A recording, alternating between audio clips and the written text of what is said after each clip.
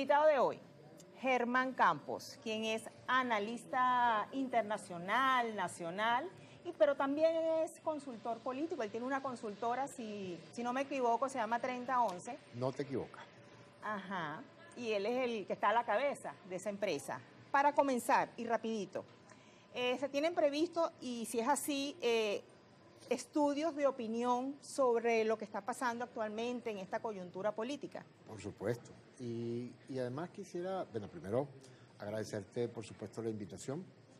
Conversar contigo siempre es muy grato. Y lo primero que quería señalarte es que tenemos un enorme interés y vamos a comenzar, o estamos comenzando por ahí, en hacer estudios inicialmente de carácter cualitativo.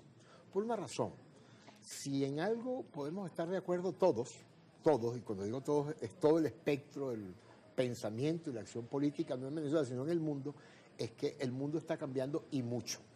Y eso significa que las categorías de análisis, los conceptos que el ciudadano utiliza para tratar de comprender el complejo mundo que nos rodea y el complejo proceso político que hay en el planeta, pues hay que comenzar a cuestionarse las que tradicionalmente hemos utilizado. Es decir, ¿qué significado, por ponerte un ejemplo, qué significado tiene hoy el identificarse con un partido político? Seguramente que lo que hoy significa identificarse con un partido político, identificarse con un liderazgo, tiene unas connotaciones que son distintas a las que a lo largo probablemente de los últimos 30, 40 años hemos interpretado.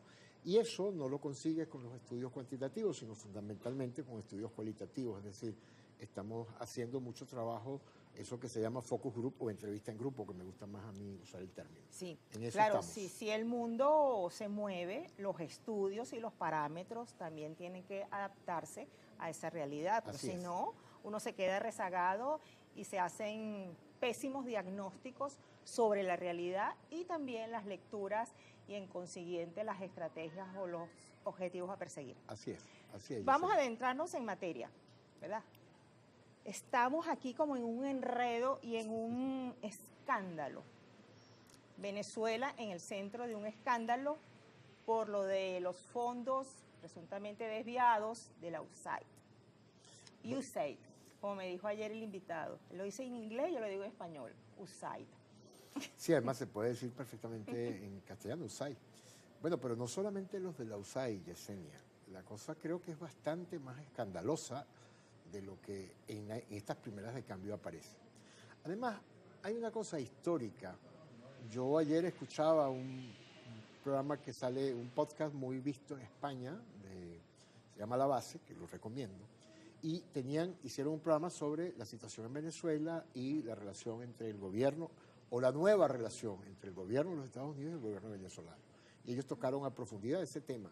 Y colocaron un video, me hizo mucha gracia porque colocaron un video del año 2004, donde aparecía el presidente Chávez denunciando a la USAID como una organización que a lo largo de su historia, con la excusa o con la supuesta excusa de financiar ONG con orientación supuestamente hacia los derechos humanos, etcétera, pues en lo que realmente era la USAID era un mecanismo de financiamiento de parte del gobierno norteamericano, más que del gobierno de las grandes élites norteamericanas. Bueno, los republicanos lo hacían, no, lo hacían los republicanos y los demócratas, ¿no?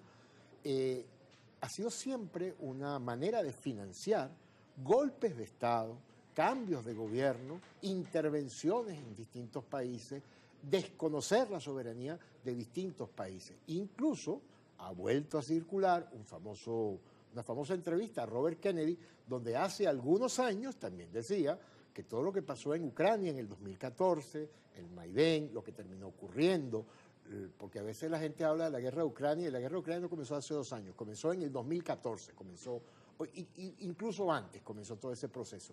Y uno de los elementos fundamentales para producir todo lo que se ha querido producir en Ucrania fue precisamente la USAID. Y ahora resulta que los venezolanos descubrimos hace 2 días, yo te confieso que para mí eso no es ninguna sorpresa, me produce una gran indignación, pero no es ninguna sorpresa. Ahora descubrimos que los fondos de la USAID, con las que se financian muchas ONG, y yo quiero aquí hacer una precisión, porque seguramente que hay alguna que otra ONG, no sé si en Venezuela o en alguna otra parte del mundo, que en efecto seguramente ha usado algunos de esos fondos para el objetivo que eran destinados. Eso no lo voy yo a cuestionar porque además no lo sé. Claro, son objetivos nobles. Seguramente algunas lo han utilizado, como dices tú, para objetivos nobles.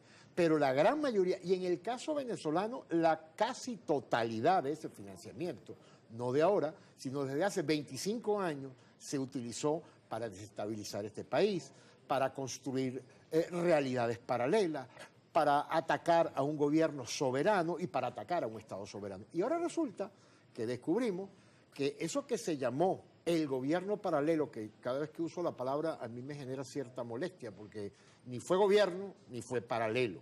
Resulta que eso se utilizó fundamentalmente para la corrupción. Resulta que eso se utilizó, y vas a continuar la frase en la próxima parte de Kikosis. Regresamos enseguida.